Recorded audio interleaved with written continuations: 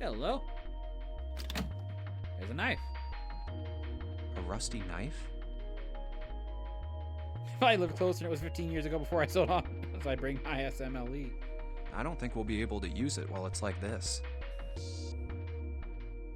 It's futile.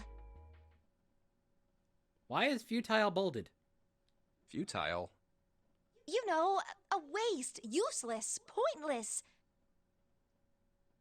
Knife. Pointless. God damn it, June. Oh. Any particular reason you wanted to bring that up? Oh, no reason really. I was just thinking about futility. Huh? Why were you thinking about futility? Well, it has something to do with the Titanic. Oh boy. The Titanic? Yep. Plot incoming. Have you ever heard the story that the sinking of the Titanic was predicted? Let me see here. Inconsequential whether I answer this one, so let's go. No, I haven't. June, because I'm a Borg and we dwell on it. No, I haven't. What is it?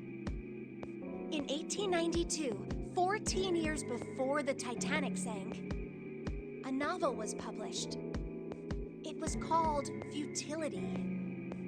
It was written by an American novelist named Morgan Robertson. The story was about a big cruise ship colliding with an iceberg and sinking. Well, that's uncanny. Of course, if that was the only similarity, there wouldn't be any reason to mention it. It wasn't, though. The name of the ship, its nationality, course, departure time, I don't even have to look this up. It's true and it's creepy. Oh, wow. size, displacement, maximum speed, number of passengers and crew, the number of lifeboats, even the location of the accident itself, and the cause and the location of the damage. Everything matches the Titanic almost exactly. Fucking shit. It was almost as if he'd seen the whole thing happen. But this book was written 14 years before the Titanic sank. Anybody on board read that book and just go, oh shit? But that's not all. It wasn't just futility that predicted the sinking of the Titanic. There were two other similar stories written by a man named William Thomas Stead. Both of them before the accident. One in 1886 and one in 1892. Stead wrote two stories that had striking similarities to the Titanic disaster. Name of the ship in futility, the SS Titan. In Okay. one, two ships collided. Many of the passengers died because there weren't enough lifeboats. In the other, a ship collided with an iceberg and sank. I don't know. I mean, I'll give you that it seems a little weird, but I'm pretty sure it wasn't too uncommon for ships to hit icebergs back in the day, or even other ships. Right, I knew you'd say that. Oh boy. Are you gonna pull out something else to go with it? But what if Stead had some sort of special powers? I believe that more about Morganson if he managed to go down to the exact specifications of the ship. To be more specific, what if he had the ability to do automatic writing? What? Automatic writing? Wait, are you talking about when someone's possessed by a spirit and then they write a bunch of stuff without knowing what they're writing? See, half of me wishes I had that, and the other half of me says, God damn it, then nothing would actually be mine. Yes. What do you mean, yes? That stuff's a load of bull. But Jumpy, you said you believe in curses. Oh boy. Wow. An earlier selection actually came back to bite me in the ass. Come on, that's totally different. Okay, let's say, hypothetically, that automatic writing isn't a total load. These guys still couldn't have predicted the sinking of the Titanic.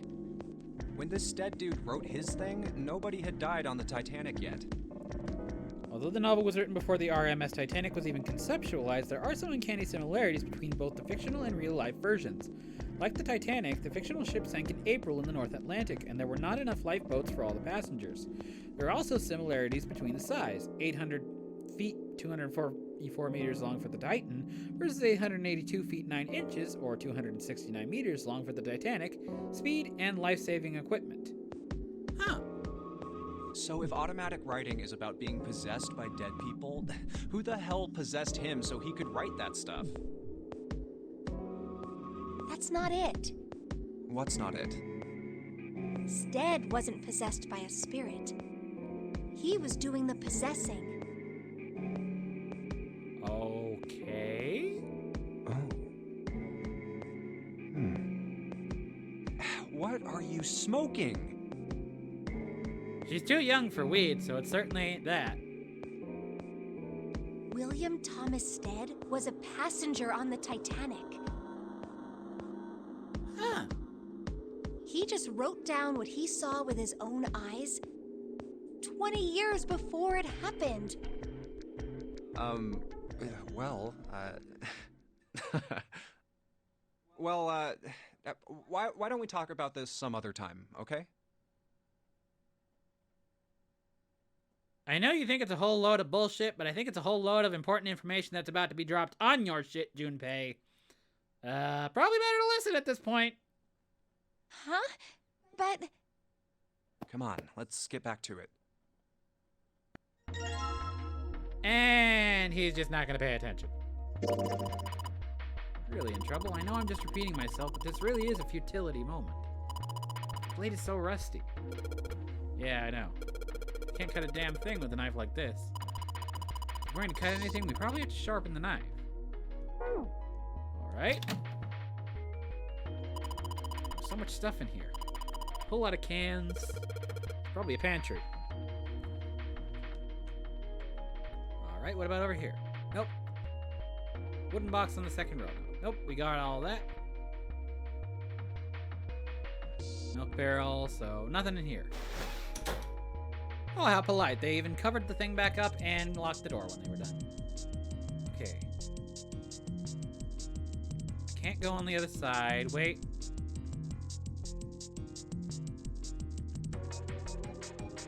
The way these doors work is confusing. You still have the matchstick, warm the knife, and cut the cheese! There we go. Bolt. Door won't open unless we can do something about the bolt. Oh! Bottle of oil. The bolt is rusted in place. It won't budge. Of course. Maybe if I put some oil on it. Hey! Just a little bit of oil and... Come on. Come on, you little son of a bitch. Whoa! Ha! Yes, got you, you little bastard. You did it, Jumpy. So smart. Ah. Oh, it's cold in here. What is this place? Are you blind? It's a freezer. Yeah, you are grossly underprepared for this one, Santa. Goddamn. When are lotuses? Oh, no way. That's way too cold for me. Maybe if you dressed with a little tiny bit more sleeves, it might be. I'll freeze solid in seconds. Sorry, but I'm afraid I'll have to pass on this one. I'm going to leave the rest to you. Oh, whoa. It's really cold in here. Hey, you don't need to be in here. You had a fever just a little bit ago. You should stay outside. We got this. No, I'm fine. My fever's gone now. But... Huh? Oh boy. No! Why did it suddenly close? Ah! The knob's frozen. Oh boy. Why? It looks like the pipe next to it broke, and...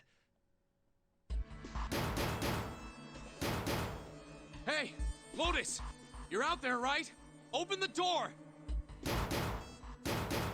What do you want? What's going on? The door won't open! Try opening it from that side, please! Oh, fine. If you say so. Hold on. Admiral Akbar, it's a trap!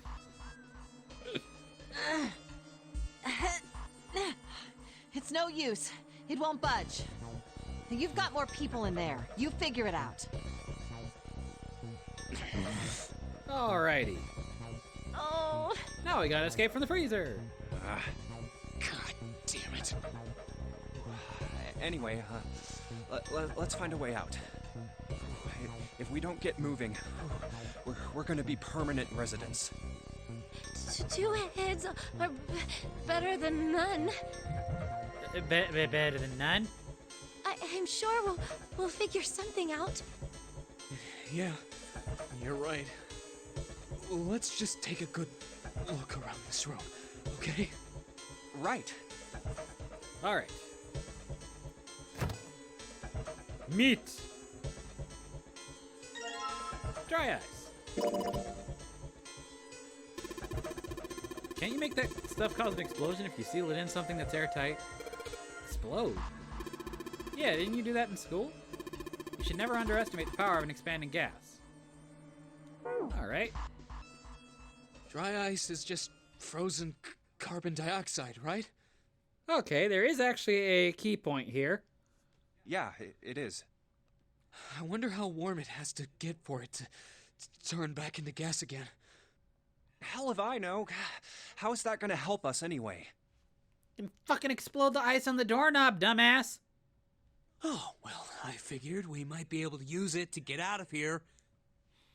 Carbon dioxide sublimation point is negative 109 degrees. Any warmer than that, and it'll turn into gas. Any lower, and it becomes a solid. Oh, how do you know that? Despite my looks, I am the the queen of random knowledge. Looks bad to mess up when you're showing off.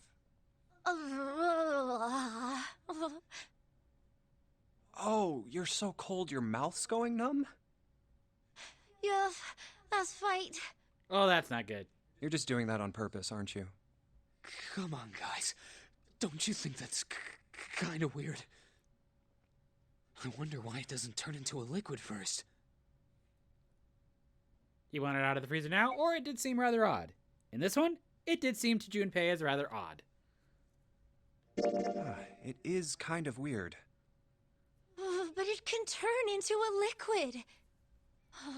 Carbon dioxide turns to liquid if you put it under high enough pressure. But at 1 atmosphere, normal air pressure... It won't turn into a liquid, right? That's right. Instead of melting, it'll do what's called sublimating and change immediately from a solid state to a gaseous one. See, that is weird. Water's a liquid between 32 degrees and 212 degrees. So why isn't that the case for carbon dioxide? There's a kind of ice that doesn't turn into liquid when it goes above 32 degrees. Huh? I heard about it. Its melting point is 96 degrees. Ice with a melting point of 96 degrees? You mean there's water that freezes at 96 degrees? Yeah, well, you could also look at it as ice that won't melt until it's 96 degrees. So what's this ice with a melting point of 96 degrees called? I heard it's called Ice 9. Well, well, well. Well, that would go a long way to explaining the mummy situation she was talking about earlier. And... look at that! It's got a 9 in it! More 9s! Ice 9? Originally, Ice 9 was a made-up substance invented by a science fiction author. If I hear 96 degrees one more time... But recently, scientists have discovered that such a substance actually exists. I want to make a band reference, and I can't anymore. I have no idea what any of their songs are. Wait, hold up. So is this thing called Ice 9, or is it water? Like I said, if the ice is over 96 degrees, it'll be liquid. If it's under that, it'll solidify. So you could think of it as a polymorph of H2O. Here, think of it like diamonds and graphite. They're both made of carbon, right? But depending on the structure of the crystallization, the hardness and structure are completely different. So you're saying normal water and this Ice 9 are like that? Yep. Have you heard the story about the crystallization of glycerin? Oh, hey! More crystals doing weird things. For 150 years after the discovery of glycerin, people cooled it, warmed it. They did all sorts of things to it. But whatever they did, it never crystallized. However, one day in 1920, some glycerin on its way to England by ship was discovered to have crystallized during the trip. Scientists around the world wanted to research this new crystallized form of glycerin and asked for seeds. Oh, a seed is a sample of the original crystallized substance. With a seed crystal, further crystallization of glycerin would be easy. However, something very strange happened. Not only did the glycerin encouraged by seed crystals begin to crystallize, even the samples nearby did, even though they were tightly sealed. Oh, hey, look at this! More resonant crystal memes! And it didn't end there. After that day, it doesn't matter where in the world it is. All glycerin crystallizes naturally when cooled to less than 64 degrees. What is it with all of these weird substances deciding to go on 4chan? Or Reddit and just start memeing it up? Before that day, no matter how glycerin was cooled, it refused to crystallize. But once the crystallization had begun, it was almost like, how do I put it? A meme! It was almost like all the glycerin in the world was communicating. Made of glycerin. Communicating in some way that we can't sense. Also, fish. I don't even have to get to the story, it's doing it right here. And now it's happening everywhere. Oh, but this'll be some interesting stuff once I get over to there. Junpei was honestly impressed or was kind of annoyed. This one doesn't matter, but we'll go with impressed. We'll stay on her good side. Especially after we rebuffed her last time. Wow, that's pretty interesting. But, what does that have to do with Ice 9? What she's saying is that it's a lot like Ice 9. What happened, I mean. A lot like? Oh, that would be bad. If water everywhere started freezing at 96 degrees? Man. It'd be the end of the world. At any rate, we're not gonna have to worry about the end of the world unless we can get out of here pretty damn quick. Alright guys, I think that's enough of that. I didn't think we'd get quite this far off topic. I mean, I know I'm kinda at fault here, but we can't be screwing around anymore. Well, at least he admitted it. Seriously. I might go by the name Santa right now, but I didn't grow up in Iceland. Psh. God damn your pun. There we go, Mike. There we go. Volume was down a little bit. I freaking hate the cold. So let's get cracking, alright? We gotta find a way out of here. Selfish, isn't he? Ice 9 is interesting and all, but we can discuss it more once we get out of this freezer. Okay. What else is here? I'm assuming there's nothing more in here, but I'm just gonna check. Hey, frozen chicken. It's really hard. It's frozen stiff.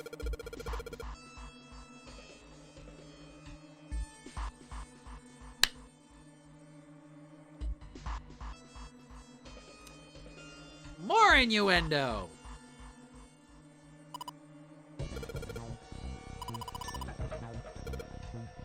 God damn it, Junpei! What the